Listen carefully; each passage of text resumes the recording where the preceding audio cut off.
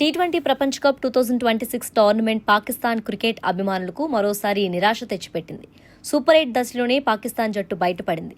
శ్రీలంకతో జరిగిన మ్యాచ్లో కూడా వారు తక్కువ పరుగులు కట్టడి చేయలేకపోయారు. సెమీఫైనల్ దూరమైంది, ఇంటిదారి పట్టారు. ఈ వైఫల్యం నేపథ్యంలో పాకిస్తాన్ మాజీ క్రికెటర్లు తీవ్ర విమర్శలు గుప్పిస్తున్నారు.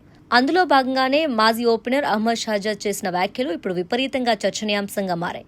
అహ్మద్ షహజాద్ ఒక టీవీ డిబేట్లో మాట్లాడుతూ ప్రస్తుత పాకిస్తాన్ ప్లేయర్లకు సిగ్గు శరం అసలు లేవని తీవ్రంగా విమర్శించారు. వీళ్లను రాళ్లతో కొట్టినా తప్పులేదు అని ఆయన అన్నారు.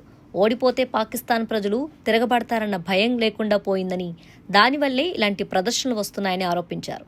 ఏదో ఒకరోజు ప్రజలే రాళ్లతో కొడతారని హెచ్చరించారు. ఈ వ్యాఖ్యలు సోషల్ మీడియాలో క్రికెట్ వర్గాల్లో భారీ దుమారం రేపుతున్నాయి. అహ్మద్ షహజాద్ తన అనుభవాన్ని గుర్తు చేసుకుంటూ ఇలా అన్నారు. తాను పాకిస్తాన్ జట్టులో ఉన్నప్పుడు చిన్న సిరీస్ ఓడిపోయినా ఎయిర్పోర్టుకు వచ్చిన అభిమానులు తిరగబడతారన్న భయంతో ఒళ్ళు దగ్గర పెట్టుకుని ఆడేవాళ్ళం. ఒకరు సాయంత్రం, మరికొందరు వేకుజామున 6 గంటలకు విడివిడిగా దేశం చేరుకునేవాళ్ళం. అంత భయం, అంత ఒత్తిడి ఉండేది. కానీ ఇప్పటి ప్లేయర్లు ఇండియా చేతిలో ఓడిపోయినా సిగ్గు లేకుండా వ్యవహరిస్తున్నారు. ఏమీ జరగదన్న ధీమాతో ఉన్నారు. ఈ వ్యాఖ్యలు పాకిస్తాన్ క్రికెట్లో ఉన్న సమస్యలను మరింత బయటపెట్టాయి.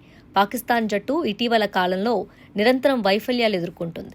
మేనేజ్మెంట్, సెలక్షన్లు, ప్లేయర్ల మానసిక స్థితి అన్నీ ప్రశ్నార్థకంగా మారాయి. షోయాబ్ అఖ్తర్ లాంటి మాజీ ఆటగాళ్లు కూడా కంప్లీట్గా క్లూలెస్ మేనేజ్మెంట్ అని విమర్శిస్తున్నారు. అహ్మద్ షహజాద్ మాట్లాడిన టీవీ షో హన్నామానా హైలో ఆయన పీసీబీ చైర్మన్ మెస్సిన్ నఖ్వీపై కూడా తీవ్రంగా దాడి చేశారు. 3 ఏళ్లుగా అదే వ్యక్తులు బోర్డులో ఉన్నా ఎలాంటి మెరుగుదల లేదని అన్నారు.